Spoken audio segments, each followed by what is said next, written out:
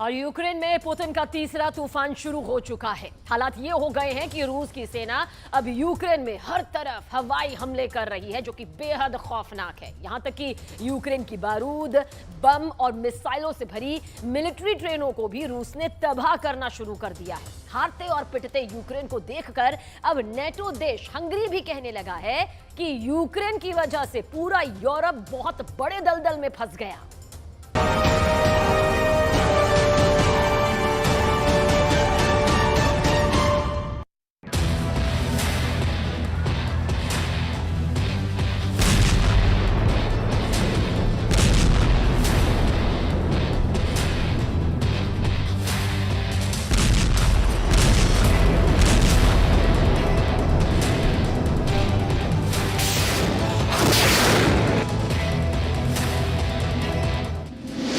उड़ा दी बारूदी train, Hungary बोला हारा यूक्रेन। 18 महीने से रूस के तूफानी हमलों ने यूक्रेन के 45% तोपखानों को तबाह करने का दावा किया है। अब तो हालात ये हो गए हैं कि रूस यूक्रेन के बेहद अंदर घुसकर यूक्रेन के सैन्य ठिकानों पर हमला कर रहा है। जरा देखिए, यूक्रेन के डोनेट्स्क इलाके में एक यूक्रेनी सैन्य ठिकाने पर रूस की मिसाइलों ने कैसे यूक्रेन की बारूदी ट्रेन को धमाके से उड़ा दिया है। रूस के रक्षा मंत्रालय ने वीडियो जारी करते हुए दावा किया है कि यूक्रेन के इस मिलिट्री ट्रेन में यूक्रेन की मिसाइलें और तोपखाने के हजारों गोले मौजूद थे, जिसे रूस ने सतह से सतह पर मार करने वाली एक मिसाइल से उड़ा दिया है। रूस का दावा है कि मिलिट्री ट्रेन को धमाके के साथ उड़ाया गया है, जिसमें 30 यूक्रेनी सैनिक जलकर राख हो गए हैं, जबकि यूक्रेन के 10 बख्तरबंद वाहन और सैकड़ों मिसाइल धमाके में तबाह हो गई हैं। रूस का दावा है कि डोनेट्स्क में मिसाइल, बम और बारूद से भरी ट्रेन को उड़ाने से यूक्रेनी सेना को जबरदस्त झटका लगा है। इन्हीं तस्वीरों को देखकर अब नेटो देश हंगरी यूक्रेन पर बुरी तरह से भड़क गया है और उसने ये साफ साफ कह दिया है कि यूक्रेन की वजह से नेटो यूक्रेन में बुरी तरह से हार रहा है। हंगरी ने यहां तक दावा किया है कि यूक्रेन का काउंटर अटैक पूरी तरह से फेल हो चुका है। हंगरी के विदेश मंत्री पीटर सेजार्टो ने भी यूरोपियन यूनियन और नेटो से दो टूक कहा है कि यूक्रेन की वजह से यूरोपीय संघ बेहद कमजोर और लाचार बन गया है। चीख पड़ा हंगरी, ज़ेलेंस्की ने नेटो को मरवाया। अब आप ये भी जान लीजिए कि क्यों नेटो देश हंगरी नेटो पर भड़क रहा है, यूक्रेन को गद्दार और डरपोक बता रहा है। जरा देखिए, हंगरी के विदेश मंत्री पीटर सेजार्टो ने आखिर कहा क्या है। पुतिन के हमलों का जवाब नहीं दे पाया है यूक्रेन। यूक्रेन के सीरियल काउंटर अटैक पूरी तरह से फेल हो रहे हैं। यूरोपीय संघ कमजोर हुआ, पुतिन का यह दावा सही है। यूरोपीय संघ बहुत खराब स्थिति में पहुंच गया है। रूस पर प्रतिबंध लगाना नेटो और यूरोप की बहुत बड़ी गलती है। यूक्रेन को हथियार देना पश्चिमी देशों का एक बड़ा गलत फैसला है।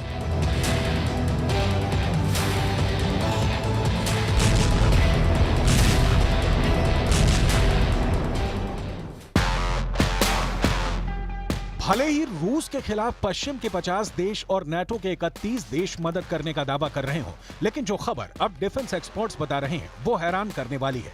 18 महीने की भीषण जंग के बाद अब कई नेटो देश यूक्रेन को किसी भी तरह की सैन्य मदद करने को तैयार नहीं है। हंगरी अब पहला ऐसा नेटो देश बन चुका है जो यूक्रेन का खुलकर विरोध कर रहा है। हंगरी ही वो देश है जो नेटो पर भड़क रहा है। हालांकि नेटो देश पोलैंड, लिथुआनिया, लातविया 3 ऐसे देश हैं जो सबसे ज्यादा यूक्रेन की सैन्य मदद करने में जुटे हैं। पोलैंड के राष्ट्रपति ने तो मिलिट्री परेड में ही ऐलान कर दिया है कि बेलारूस से सटी सीमा पर पोलैंड के 10,000 स्पेशल फोर्स के कमांडो जंग करने के लिए पहुंच चुके हैं।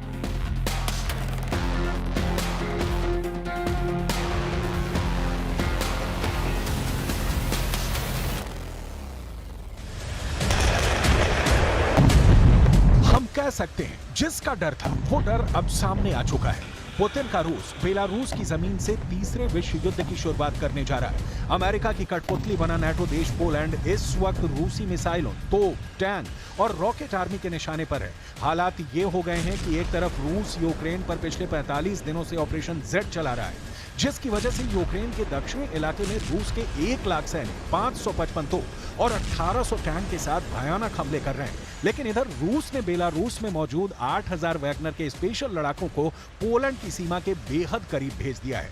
अब खबर आ रही है कि पोलैंड ने नाटो और अमेरिका के इशारे पर रूस से बेहद खूनी जंग करने का मन बना लिया है। हालात ये हैं कि पोलैंड के 10,000 से ज्यादा स्पेशल फोर्स के कमांडो बेलारूस बॉर्डर पर भारी हथियारों के साथ हमले की पोजीशन ले चुके हैं। दावा किया गया है कि रूस के सैनिक, बेलारूस के सैनिक और वैगनर लड़ाके 95 किलोमीटर में फैले सुवाल्की गैप से हमला करने जा रहे हैं।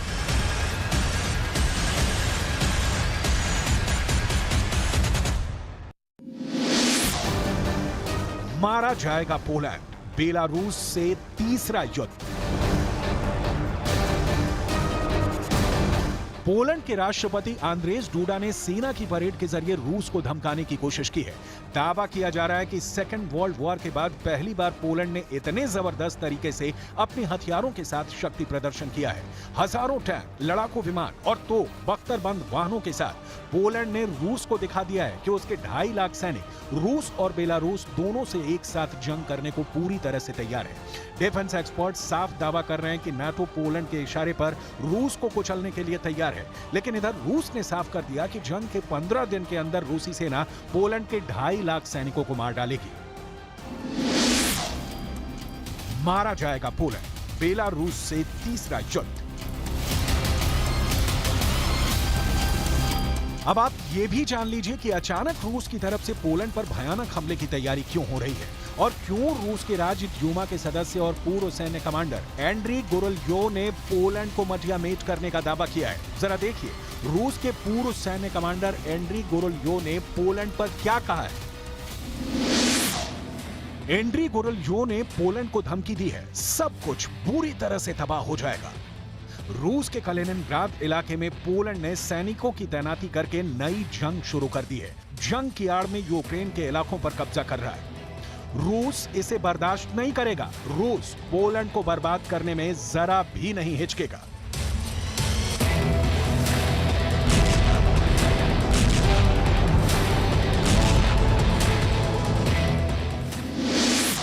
मारा जाएगा पोलैंड, बेलारूस से तीसरा युद्ध।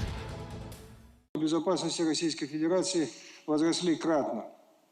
Серьезным дестабилизирующим фактором является вступление в НАТО Финляндии и в перспективе Швеции. После присоединения Хельсинки к Альянсу сухопутная граница России со странами блока यूक्रेन के बाद पोलैंड से जंग लगभग शुरू हो चुकी है। कुछ एक्सपर्ट्स का दावा है कि अगर पोलैंड रूस से जंग हारा तो अमेरिका का अंत तय है, क्योंकि रूस ने बेलारूस से सटी पोलैंड के 95 किलोमीटर इलाके से तीसरे विश्व युद्ध की शुरुआत का मन बना लिया है। जरा देखिए कैसे। बेलारूस से सटी पोलैंड और लिथुआनिया की एक सीमा रेखा है जिसे सुवाल्की गैप कहा जाता है। पोलैंड और लिथुआनिया की ये 95 किलोमीटर लंबी सुवाल्की गैप सीमा रेखा बेलारूस और रूस के सबसे किलाबंद कलिनिनग्राद के बीच लिंक है, जो रूसी इलाके में आता है। यहीं पर पोलैंड ने सैनिकों को तैनात कर दिया है। वॉर एक्सपर्ट्स का साफ कहना है कि रूस बेलारूस के साथ मिलकर अगर पोलैंड और लिथुआनिया के 95 किलोमीटर लंबे सुवाल्की गैप पर कब्जा कर लेता है तो इससे लिथुआनिया, लातविया और एस्टोनिया जैसे बाल्टिक देश बाकी यूरोपियन नाटो देशों से पूरी तरह से कट जाएंगे और रूस आसानी से 4 नाटो देश लिथुआनिया, लातविया और एस्टोनिया को तबाह और बर्बाद कर देगा। कुछ डिफेंस एक्सपर्ट्स का दावा है कि सुवाल्की गैप बहुत संकरा रास्ता है। रूस और बेलारूस मिलकर नाटो की भारी सैन्य मदद को दबा कर सकते हैं, रोक सकते हैं। कई रक्षा विश्लेषक मानते हैं कि अगर नाटो देशों और रूस के बीच टकराव हुआ तो सुवाल्की गैप से रूस तीसरा विश्व युद्ध शुरू कर देगा।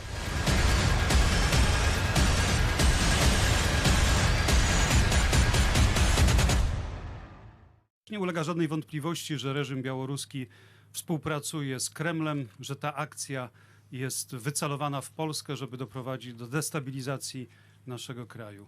Ale też jestem przekonany, że ta akcja się nie powiedzie ze względu na służbę Wojska Polskiego, ze względu na to wszystko, co związane jest ze wzmacnianiem. NATO से जुड़े पोलैंड के राष्ट्रपति आंद्रेज डूडा को भी पता है कि रूस से जंग करना आत्महत्या के बराबर है। आंद्रेज डूडा मानते हैं कि पुतिन का रूस यूक्रेन जंग में नाटो, अमेरिका और पश्चिमी देशों की सोच से कहीं आगे की जंग कर रहा है। रूसी सांसद एंड्रे कार्पोलो का भी दावा है कि पुतिन हर हाल में पोलैंड की सीमा पर मौजूद सुवाल्की गलियारा, जिसे सुवाल्की गैप कहा जाता है, उस पर कब्जा करना चाहते हैं। रूस के सामने पोलैंड की सेनाएं 24 घंटे भी नहीं टिक पाएंगी। इसी खतरे को देखते हुए नाटो ने रूसी हमले से पहले ही अपनी फौजों को वहां पर तेजी से तैनात करना शुरू कर दिया है। इन तस्वीरों को देखकर आपको अंदाजा हो जाएगा कि पोलैंड पर रूसी हमले का खतरा कितना ज्यादा बढ़ चुका है। हैरानी की बात यह है कि बेलारूस से यूक्रेन और पोलैंड दोनों की सीमाएं लगती हैं, जिसकी वजह से रूस अब यूक्रेन और पोलैंड पर ट्रिपल अटैक की रणनीति अपना रहा है। बेलारूस की तरफ से यूक्रेन पर लगभग 2 लाख सैनिक हमला करने जा रहे हैं, जबकि बेलारूस की तरफ से पोलैंड पर 1.5 लाख रूसी वैगनर लड़ाके और बेलारूस के सैनिक हमला करने जा रहे हैं। इधर रूस ने यूक्रेन के सैन्य ठिकानों को चुन चुन कर साफ करना शुरू कर दिया है और हंगरी जैसे नाटो देशों ने यूक्रेन की हार का ऐलान कर दिया है। अब देखना होगा कि आने वाले दिनों में कितने नाटो देश यूक्रेन का साथ देते हैं।